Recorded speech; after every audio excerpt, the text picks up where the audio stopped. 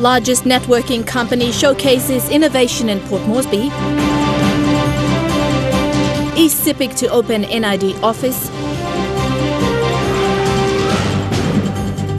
And Kairuku-Hiri District putting money where its mouth is.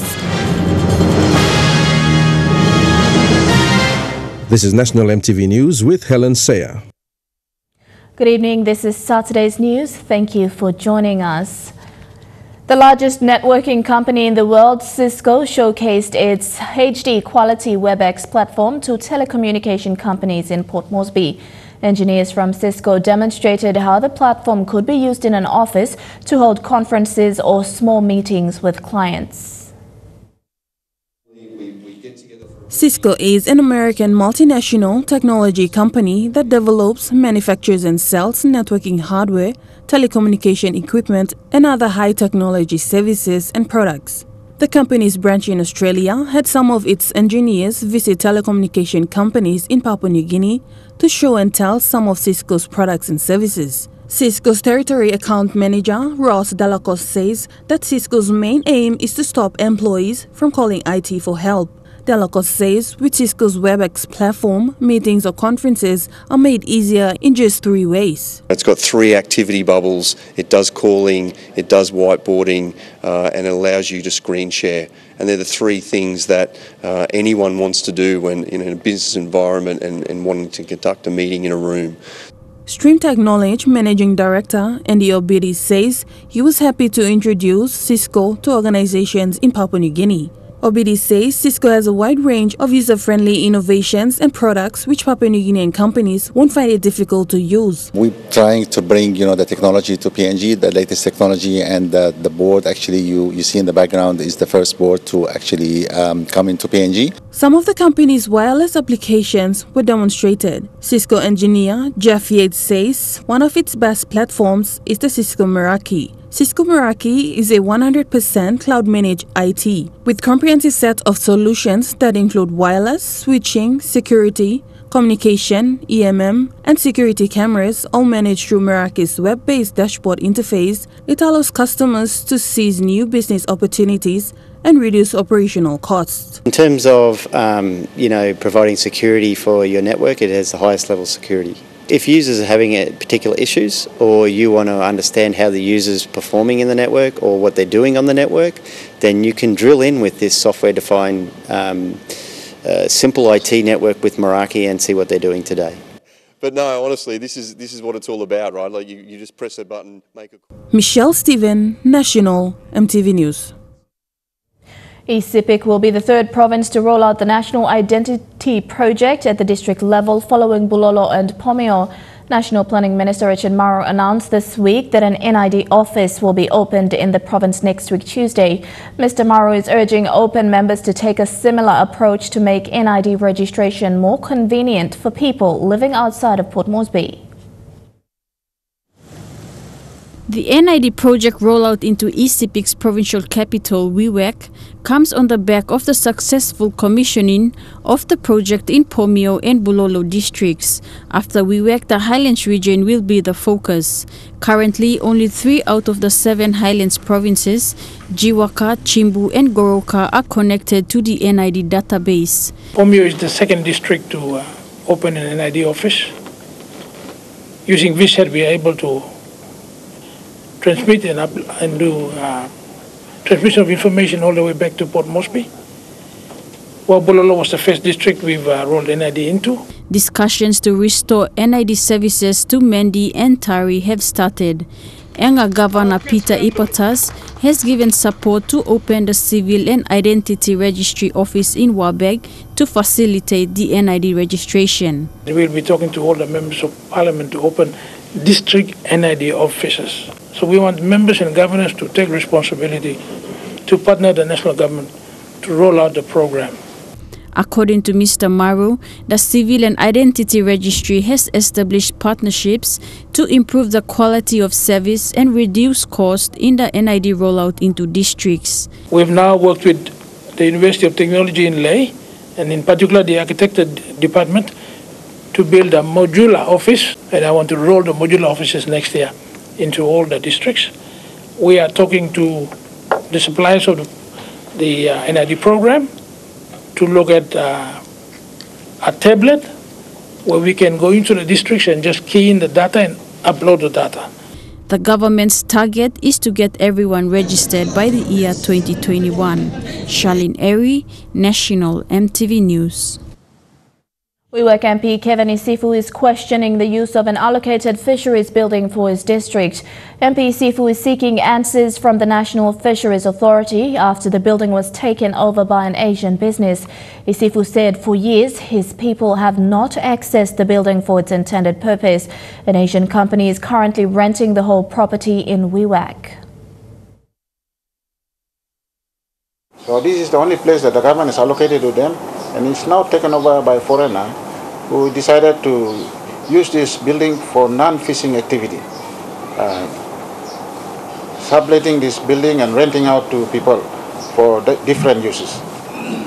So I would like to raise this issue so that the responsible government, national government, must tell me what happened to the building of fisheries.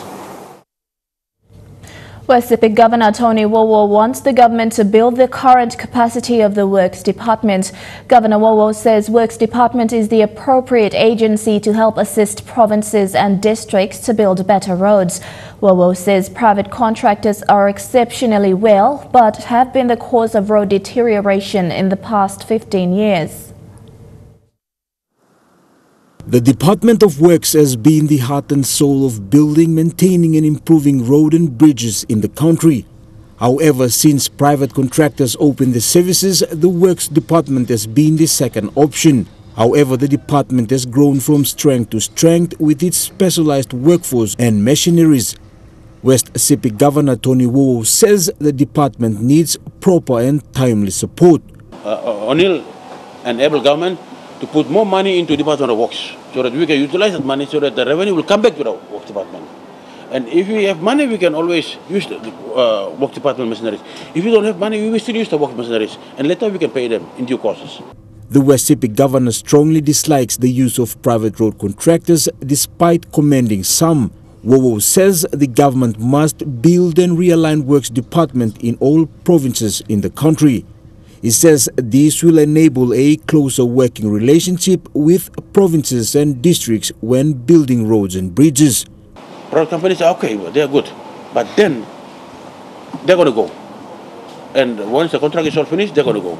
And who will be able to take care of the project when it comes in emergency cases? When we have emergency cases, Works departments are there. So we need to put Works department in every place in whole entire province and all entire country. So that when we have difficulties, we will use our own machineries, and later we can pay them. Meanwhile, he urged the government to provide the promised funding for the Vanimo-Itape-Lumi road. He says road works has begun and the government must keep to its word. Tell me where the machines are. The 6 fleet that was promised was supposed to be given to me, and yet I'm still waiting for a 6 fleet of machine that was donated by the JICA. He has to release his money as soon as possible. Jekyll Power Jr., National EMTV News. Political commitments can be easily made but takes time to uphold. Kairuku-Hiri MP Peter Isoaimo made this statement while presenting financial commitments for a rural housing project and support to a health learning institution. He says services will improve on a slow pace due to the economic status of the country. Despite being in opposition side of parliament, the Kairuku-Hiri MP says focus must be on improving service delivery to the people. MP Isoaimo says health and education remain the priority of the district's DDA. In a recent visit to parts of the district, the Kairuku-Hiri MP came to the aid of a community health workers training institution. A check of 50,000 kina was presented to support the institution's operation. The health center, as you can see, is from the 1960s, and it had its time to wear and tear. But, you know, we have limitations to funding, so, you know, the best thing to do here is learn to work within our means and our budget. So we're spreading thinly everywhere. The CHW school enrolls both male and female students with 48 students in year 1 and 50 in second year. For the school administration, better training and support will see the students complete their courses and help serve rural communities. They go on study block 2 weeks, and then out of study block we go for placement in maybe 2-3 weeks and back again into classroom. So it's back and forth. Meanwhile, MP Iso Aimo urged the national government to honor its 1 million commitment to the Waifa Sub-Health Center. To actually secure it and have it released to the board here so they can go ahead with some major renovations to the existing building as it is. On the same day, the Kairuku-Hiri MP and DDA members visited Ipiana village to assess the housing scheme project. Pilfer Building and Contractors have been manufacturing house posts to support the scheme. Through the scheme, we believe through little government assistance we give to our brother here, John Tani. He is able to help and reach out to the families in need. So we all one day live under some good housing or accommodation.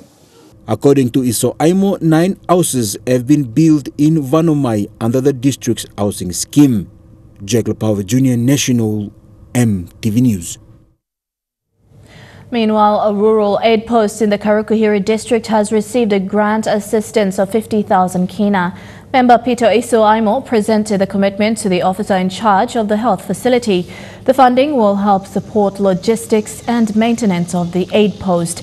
MP Iso Aimo says the 50,000 kina is part of the 100,000 kina promised to improve health services on the Hisiu coastline. The aid post serves close to 3,000 people. You're watching National MTV News. We go for our first break now, but stay tuned for more of today's other stories when we come back.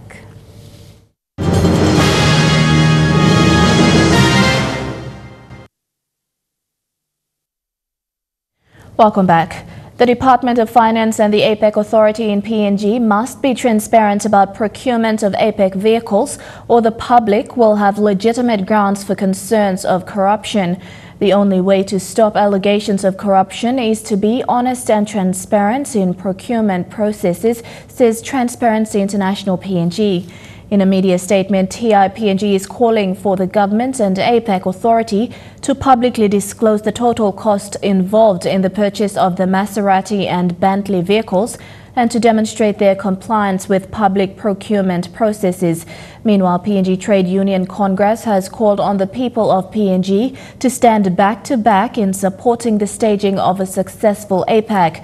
President of the PNG TUC, John Pasca, said APEC is the single most important event to have occurred since independence, and none of the events since independence comes anywhere near APEC.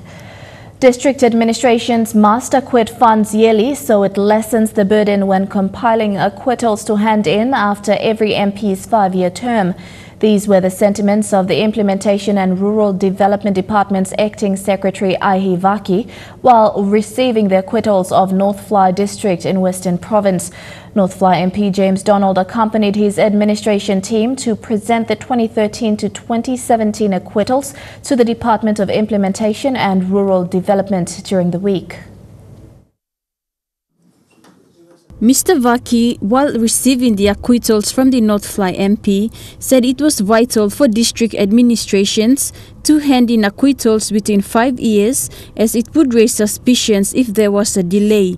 He also urged officers within district administrations to make sure records were in order, as they would guide MPs during each term. So when you submit the report, we would like to see a yearly report. For, say, 2013, you must have 2014, 15, 16. In that way, we are able to measure, we are able to focus on what you can do with those records. Mr. Vaki said acquittals from over the years would be archived. He added that there would be changes within the department in terms of record keeping of acquittals. And I am now trying to upgrade the department efficiency, whereby I will have a scanner pages where all the records are coming in will be scanned and they will go into the computers, and then we'll have them recorded. And then some years down the track, we will destroy these records. Notfly MP commended his administrative team as well as the team from the Rural Development Department for the completion of the acquittals. He said unlike before, leaders in the district stood united for development. There was never political unity. That's the reason why Western Province lagged behind with so many things. There was administration fights. Instability was there. The governor was himself. All the other 3 open members were working in isolation. So that's the reason why we have never progressed in all our records. Our backyard was still dirty, even though we had so many things. But these are the hindrance. So now this time of government, let me assure DRD that we are intact in terms of political heads. The governor with all the 3 MPs, we are solid. According to the local MP, the district has so far received 6 million kina of the promised 10 million kina in DSIP funds. He said the acquittal report for 2018 should be ready by the first quarter of 2019. Charlene Airy, National EMTV News. The Lae City Council has continued to maintain more than 300 unauthorized positions despite audit recommendations to reduce staff.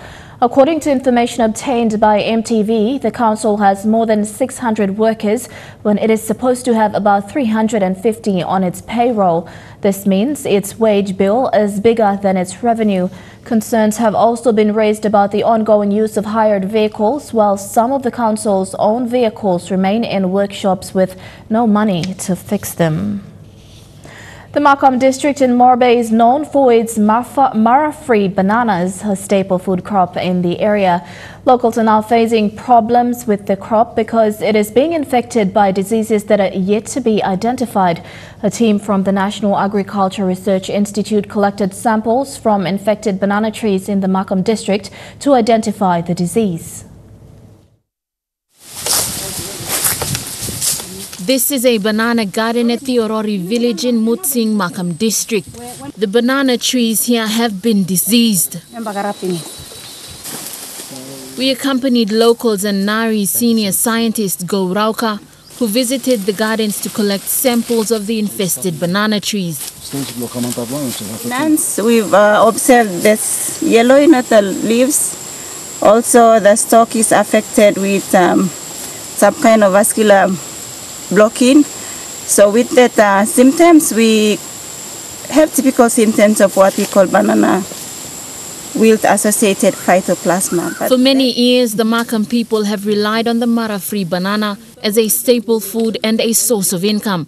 The recent problem has affected their main food source. We're having problem with the Mara-free, so some insects attacking it. It's our staple banana. So with rice, it's now becoming a new food culture. Several other villages in this area are also affected by this problem.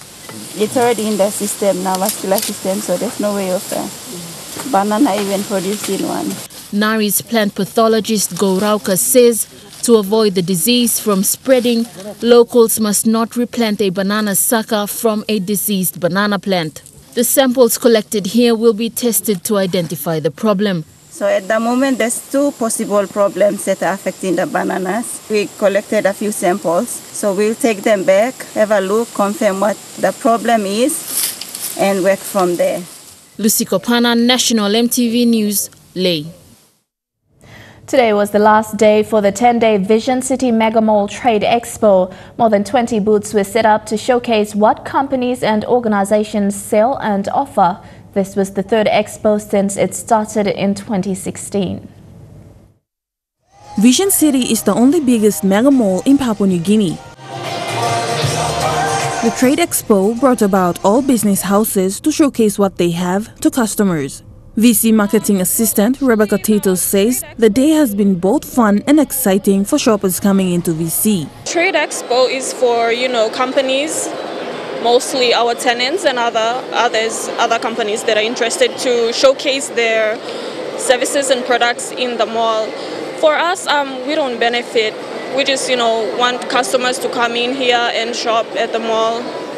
During the trade expo, we have the footfall increases, a lot of people come in and out of Vision City. Yeah. There is nothing more relaxing than going for a good massage at the Zen Spa in Stanley Hotel after a hectic day at work. Zen Spa employee Jessica Merrill, who was at the Trade Expo closing ceremony, says Zen Spa offers a wide range of services. Working class people, if a hard day at work, you can come to the spa to relax and spending money on massages rather than drinking or going out. So yeah, we have our early bird promo also. We are doing our early bird promo from Monday to Friday, 10 a.m. to 2 p.m. If you want to now become a member of the spa, we have the VIP card. You'll pay 1,000 kina. We'll add 200 kina on top of the 1,000 kina. So every time you come to the spa, you can just show the card and we'll show the card to do the massage. We're going to announce the winner for the most decorative boot. The event ended with the awarding of prizes to the most decorative boot, most interactive and innovative boot, and media favorite. The most decorative boot award was presented to BS Smart. Mark's Travels and Outdoor was presented the most interactive and innovative boot, and Harwich Hypermarket was presented with the media's favorite award. Michelle Stephen, National EMTV News. The first Solomon Islands bishop was ordained yesterday. The episcopal consecration took place at the St. Augustine Catholic Cathedral with hundreds attending. Bishop Peter Hoho was ordained by Apostolic Nuncio for Papua New Guinea and Solomon Islands Archbishop Kurian. The new bishop was reminded of his task through church work in the community. The ceremony commenced with emotional, cultural rituals, and the Eucharistic celebration represented the different deaneries and parishes of the Diocese of Alki. Bishop Peter invited all in the diocese to work together to strengthen the Catholic faith and address issues within communities. You're with National EMTV News. Stay tuned for stories making headlines overseas when we come back.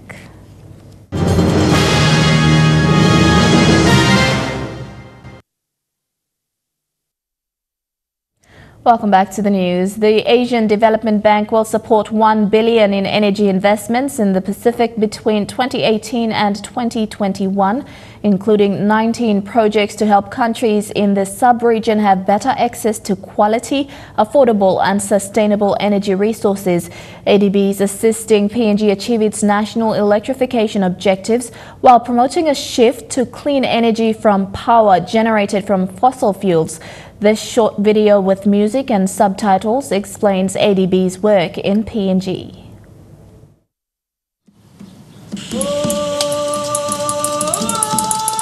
I've been fishing for a long time to sustain our lives.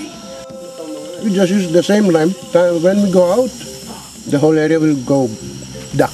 Living without electricity, we find it very difficult for us.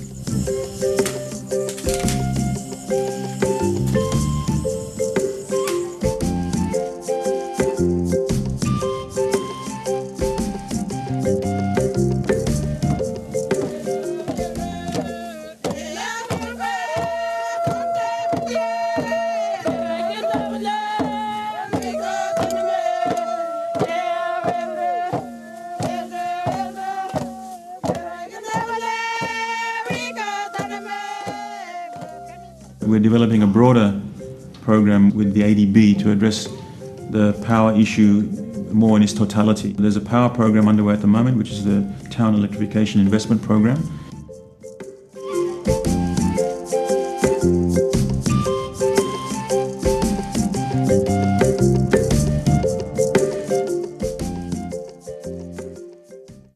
Turning overseas now, Saudi Arabia has admitted Jamal Khashoggi died in the Saudi consulate in Istanbul, but they say it wasn't an assassination, rather he was killed in a fight with people he met there.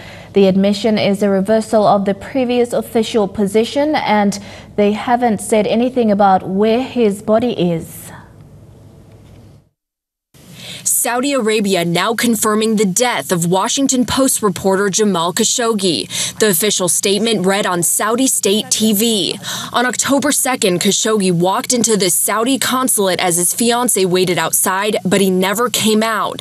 ABC's senior foreign correspondent Ian Pannell has been in Istanbul, Turkey, following the story. What we're hearing is the Saudi account of what happened on October the 2nd, when the Washington Post columnist Jamal Khashoggi went inside that building behind me. They're saying that an argument broke out, that it led to a fist fight, and that it also ultimately led to the death of Mr. Khashoggi. They say that there will be a thorough investigation and that people will be held to account. So far, 18 people have been taken into custody. Saudi Arabia has been a great ally, but what happened is unacceptable. The Saudis also announcing at least 5 top intelligence officials have been removed from their positions. They're going to be giving us a full report, but they have arrested a large number of people, and good first step. The Saudi press agency tweeting that the king is directing a cabinet committee headed by the Crown Prince to restructure the General Intelligence Agency. The northern English town of Huddersfield is the latest to become prevalent with the grooming and abuse of young girls. Between 2004 and 2011, a gang of 20 men, mainly of Pakistani heritage, systematically targeted vulnerable young girls, the youngest just 11 years old. The men were jailed for a total of over 200 years, but the girls' repeated calls of help have been ignored. Convicted and jailed for crimes against more than a dozen vulnerable teenage girls. These were the men, all but one of Pakistani heritage, who groomed those girls and then abused them. One of the survivors of that abuse agreed to speak to ITV News alongside her mother, and she told me how she was targeted as a shy 13-year-old schoolgirl. How did it make you feel? Did they make you feel special? At first, yeah. And then it would just like, I'd just get passed around, just get made feel so small. What are your thoughts about the men who could do that to a 13-year-old girl? Vile. I don't know, I can't really describe them any other way. The crimes took place in Huddersfield, but also in the remote moorland surrounding the town, where the victims were sometimes simply left to find their own way home.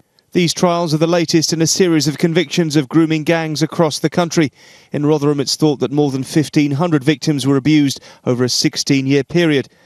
In Oxford, there were 373. In Rochdale, 47 girls were abused. And in Newcastle, the estimate is 700 victims. This victim told me her first complaint to police of her ordeal was lost and ignored. Unlike some others, she had a loving family and a stable home life, but parents who had no idea what was happening when she went out. It can happen to absolutely anybody. So Huddersfield becomes the latest town to learn the scale of suffering inflicted on its young girls. A judge called the abuse vile and wicked and said the attackers showed no remorse. The victims have shown nothing but courage to bring them to justice. President Trump has threatened to mobilize the military and completely close the U.S.-Mexico border to stop a caravan of Central American migrants.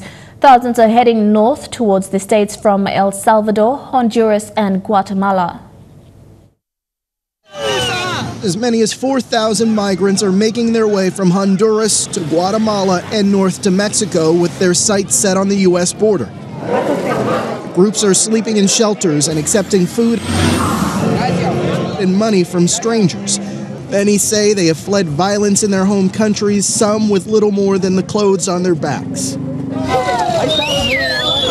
After crossing into Guatemala on Monday, the next major border is Mexico, where the government has deployed hundreds of police officers aboard 727s to deal with the caravan. Many migrants will be told to return home. Some will be allowed to seek asylum. Geronimo Gutierrez is the Mexican ambassador to the United States. There is a humanitarian crisis going on, and we need to call it what it is. But President Trump is lashing out at the caravan, alleging on Twitter that the onslaught includes many criminals. He threatened to deploy the military to the U.S. border. Since the president suspended his controversial family separation policy in June, illegal border crossings have skyrocketed. Today, White House Chief of Staff John Kelly and National Security Advisor John Bolton reportedly got into a shouting match at the White House over the administration's immigration policies. These so-called caravans happen from time to time. The migrants travel in groups for safety. In April, several hundred made it to the U.S. border near San Diego, but a limited number were allowed to apply for asylum here in the U.S. Humpback whales are converging in Antarctic waters for the summer feeding season. A team of marine researchers are on their tails, trying to work out if the growing fishing industry is leaving the giants with much less to eat. This is the secret of life of whales, rarely seen, filmed in some of the most remote ocean waters on Earth. Humpbacks blowing bubbles to trap krill before swallowing them in great gulps. It's an acquired skill passed from generation to generation. Tracking this behaviour is not just spectacular, it's important. There's a burgeoning krill fishery down here. So the more we understand where the whales need to be and how they function in those places, the better we can try to work with the industry. World Wildlife Fund Australia has had a team in the Antarctic tagging humpbacks, studying their feeding habits and methods. Working as a group, they spiral up from the deep, releasing air to form a wall of disturbed water. The krill, tiny crustaceans, cluster together and are swallowed up. But increasingly, krill are also the target of commercial fishing. Establishing marine protected areas are our best tool for biodiversity conservation. That will be on the table when international conservation groups meet in Hobart next week. Music bands are turning to technology to bring fans at their shows closer to the action. Rock group U2 is pioneering the approach with a shiny new piece of hardware, making its debut on their latest tour.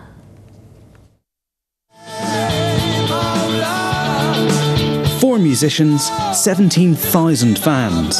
So how do you make sure everyone gets a good view? U2's answer is to build a one-of-a-kind, double-sided video screen that's almost 30 metres long. And they don't just project their faces on it, they climb inside. It's a very expensive way of getting from that big stage down to this little one down here. The band's bassist, Adam Clayton, showed me how it all works. So everybody has the best seat in the house. Is that the idea? Yeah, the idea was if we divide it down the centre, then all these people are close to you when you're in the middle. And then when you get onto this stage, you actually perform to the people down this end. And this end is much more like a club gig. This is much more like down and dirty, and the other end is a bit more formal. Which do you prefer? I like down and dirty. Coldplay's fans become part of the show with wristbands that light up in time to the music, while Madonna and Beyoncé play with iconography and messages of empowerment. But it all starts from the same premise. The magic act is just to shrink the venue, make it disappear. What's the fastest route to proximity with our audience? And now we have to use a lot of technology to serve that end. But it's the same thought, which is there a place in this show where people have a bad seat? That's what we're going to camp right there. Do you think, though, that stops you from being a spontaneous live band? Yes. I do have to hit some marks, and I did find that constraining at some point. Technology like this comes at a cost, and across the industry, ticket prices are at an all-time high. But for U2's fans, even the cheap seats now come with a view. You're at Saturday's News. Stay tuned for some sporting action coming up in Chukai Sports. Up next.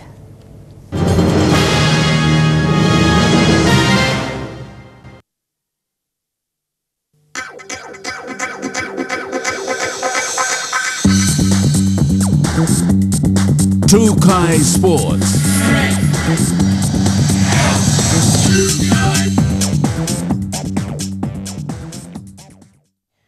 Welcome to Chukai Sports. It's not just off the field. The Tongan team's popularity has helped boost the number of people on it. After the success of Tonga and fellow Pacific Island nations' performance at last year's World Cup, more children and women are playing rugby league. This under-10s team in South Auckland have all followed the Tongan Rugby League team Mate Maatonga since the World Cup and learnt a few things. They work as a team and they play like a team. That's why they didn't lose games. Only some. Even their coach noticed some changes. Before I used to heaps of energy to say, hey, stop this, stop that. No, I hardly do that this year because of that inspiring of the Mate Matonga players last year. The notoriously flamboyant Mate Matonga fans crammed into stadiums.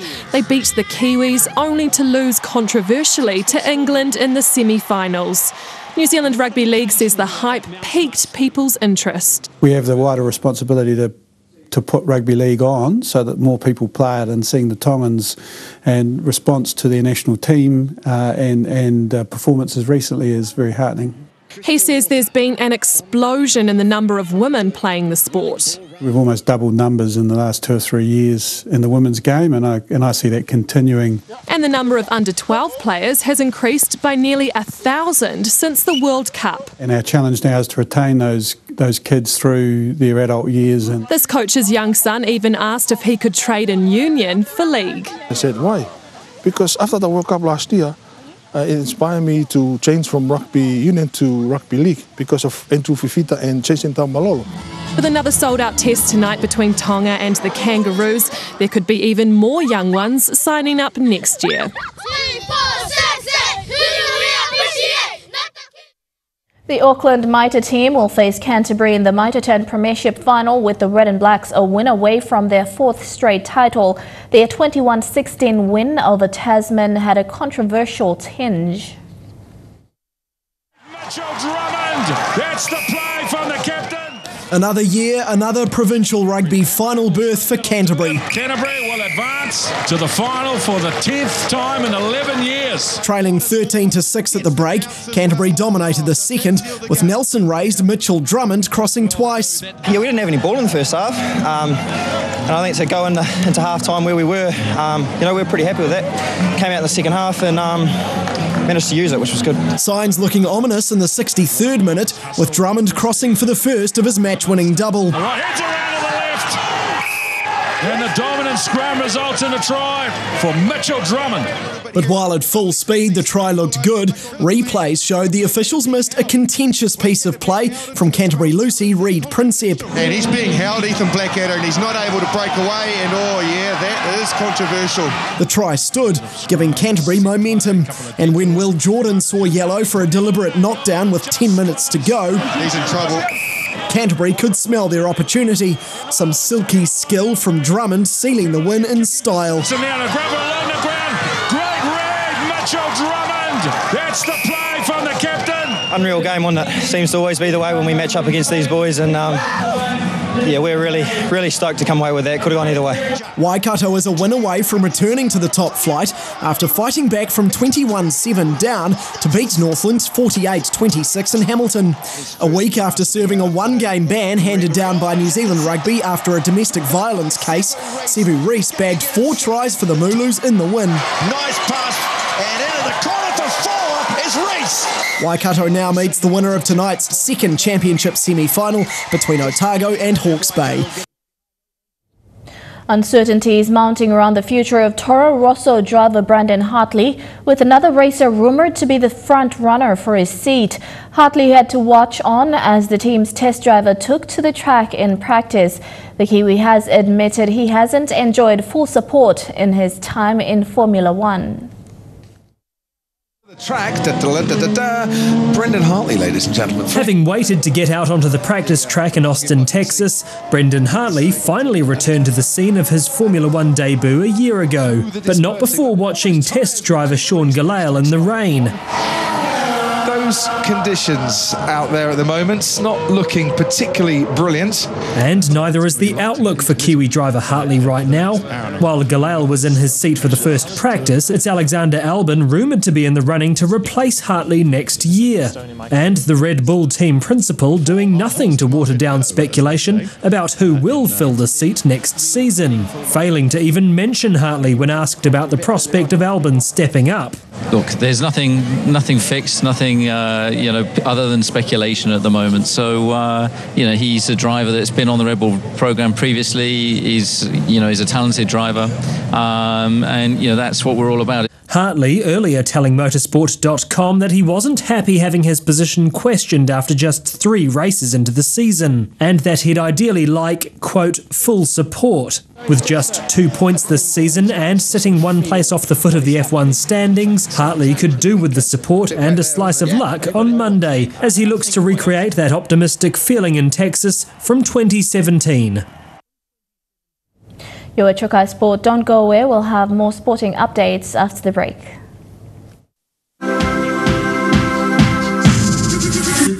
Trukai Sports.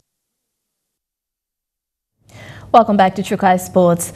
The Capital Rugby Union is having a Sevens Fest to keep the players fit throughout the 15-seat pre-season. The clubs and players have been playing with this the second weekend of games. They recently had a CRU Sevens tournament with CRU clubs and teams from outside Port Moresby participating. The Sevens games will be for 5 weeks and currently they are being played at the Sir John Guy Stadium. Started last week. This is the inaugural CRU Club Sevens Series. We playing it like the World Series where teams are playing for points. Last weekend we started off with 3 divisions, the Open Men's, Open Women's and the Under 23. So today is the round 2. Capital Rugby Union competition manager Paul Joseph says the tournament has seen a great turnout of players in the men's, women's and juniors category. The players, the quality of rugby played is really good. We were looking to send our representative teams to the Calibre Balada Sevens. Unfortunately, we couldn't find a sponsor to help us get over there, so we'll be missing out. But we have Kramer Cinco brothers who are set to go over, so they'll be representing CRU as well. He says it's the first time the players and CRU clubs will be playing over a 5-week period in the Sevens concept with the teams playing for points. He says it is not the first time though the Capital Rugby Union teams are playing a Sevens tournament. Using the point system, it's the first time, but CRU have always, had Sevens tournaments. But for this, given you play one of tournament and then a club wins and you say they're the champions, it's unfair to the others. So we play over a couple of weeks, more than 3 weeks or 4 weeks, and then we'll see who ends up with the most points. Freli Sukina, National EMTV Sports. The Snacks Nines tournament was staged over 3 days in Port Moresby, with the tournament itself being the first to be hosted in the nation's capital. Total of 20 teams in Port Moresby and Central Province displaying a big pool of talent for the Rugby League code. Freli Sukina with more. Tournament director and coach of the Lace Snacks Tigers, Stanley Teppen, says the tournament is the first time to be staged in Port Moresby and it has seen a great turnout of players from Central and the National Capital District. The 20 teams were divided into 4 pools, 5 teams per pool, and the pool games went on Thursday and Friday, and then today finishing off with the finals. He says the tournament is for the Snacks Tigers Digital Cup team to help the sponsor Lay Biscuit Company to drive its market base in Papua New Guinea.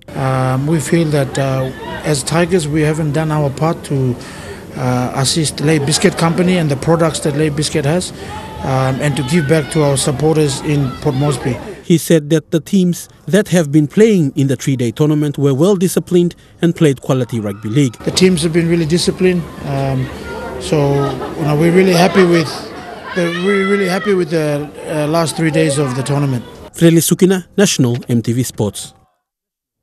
And that's a wrap for Trukai Sports. Stay tuned for weather details coming up next. Trukai Sports.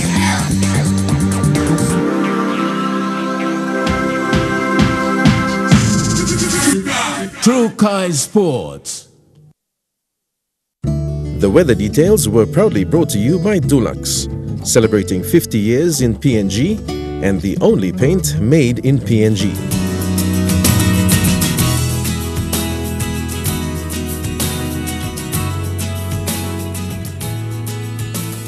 A look at the weather forecast in the southern region. Cloudy with showers in Port Moresby, Daru, Kerema and Popondetta, and just cloudy weather in Alatau.